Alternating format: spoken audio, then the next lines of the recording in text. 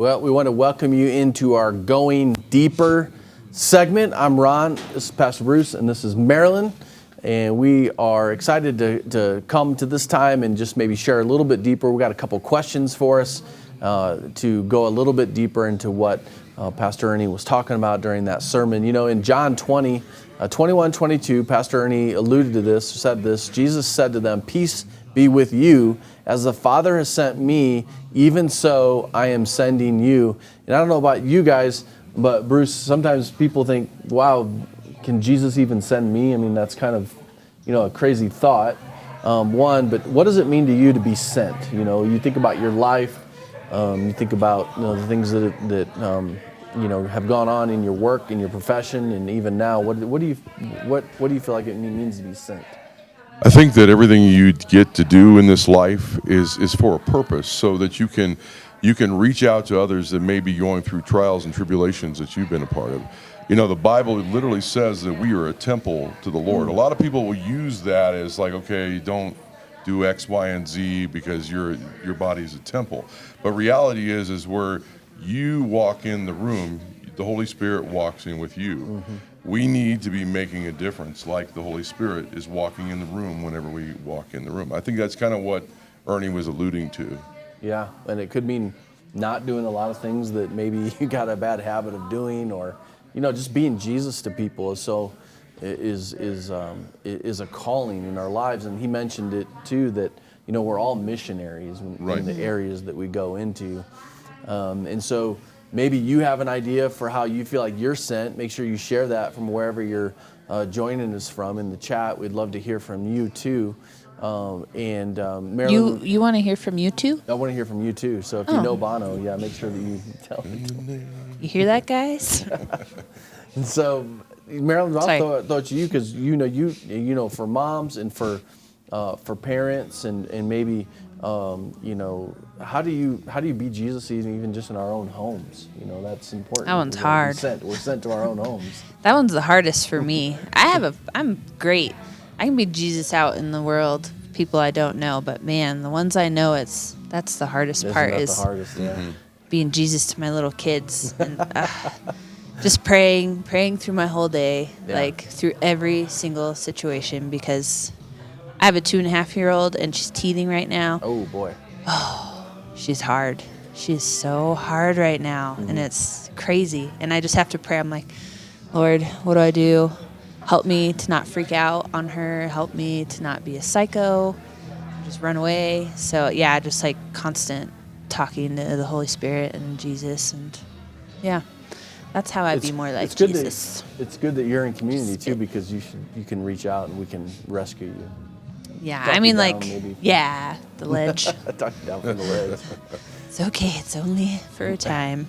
Only like a month. One of the things that Pastor Ernie brought up that I just love is how are we, when we leave areas, say we leave areas of our influence, whether we leave our homes, if we're away from home for a while, or if we're, out of our workplace, or if we were to leave and be taken out of anything, and even this community, would anything be different? I think about that as our church. Like if you just took our church out of the world or out of this community, would it be different? That seems like a great way to think about that, because our influence is so important. Yeah. So, if we take you out of Christopher's Gardens, what happens? You know what? It's probably a better place. Yeah, right.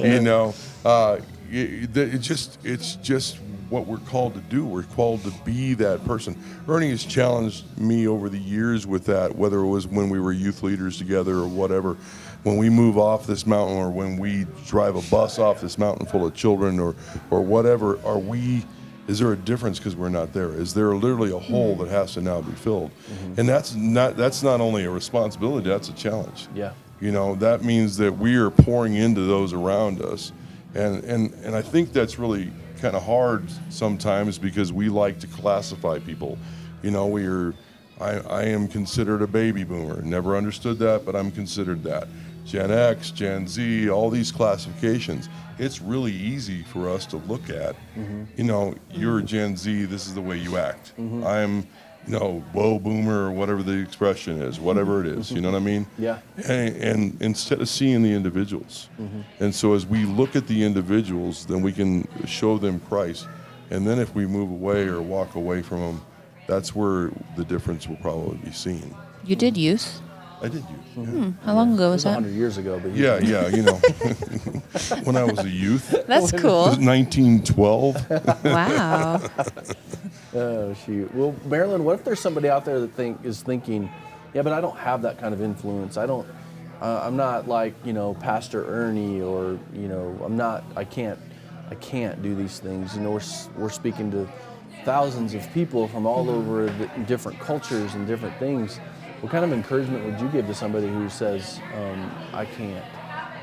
Just like Ernie said in the sermon, like Jesus didn't come to be served, he came to serve. And like, if anybody should not have to serve people, it should be Jesus. And so like, we just got to know, like, no matter what we come from, like we're meant to do something and be more. And just looking at our church, like Ernie and Chad, like all these testimonies we've heard from our own pastors that, came from something super crazy and now they're doing what they're doing. Like, we all have an influence. Yeah, that's Like a good... like Jane Goodall said. We all have an influence, even if we don't. That's a good word. And so I think if for nothing else, if you could take that with you, remember that you have a unique, incredible, gifted personality. You be yourself. Don't try to be like Ernie. Don't try to be like Pastor Bruce or Marilyn. You have your own voice, and God has put you in an area, and use it. I would encourage you guys to use that, even just starting this week. How can you love better? How can you look at who's around you and begin to increase your influence in their areas, so that if you were not there, it would make a difference. And so we believe in you. We believe that you can do that. You're in places that we could never be, and so we want to thank you for that. Well, it's going to be it for us. Thanks for joining us. Just want to remind you that if you're new here, you can go to tcaz.us/connect, and you can connect with us in a lot of different ways. And so we will encourage you to do that if you've never reached out to us. Just go there, get plugged in, ask a question, and we would love to hear from you. Also, if you'd like to partner with us financially, first of all, we want to thank you for your generosity, because you make amazing things happen here through the vision and mission of our church. If you would like to continue to support us or support the vision, you just simply go to tcaz.us/give, and you're able to very quickly just support our vision. We want to thank you for that. You can also do it on the app. It's a great way to do that also. Just a reminder, Easter's in 2 weeks. Our services will be at 8, 9:30, and 11 a.m. on Easter morning.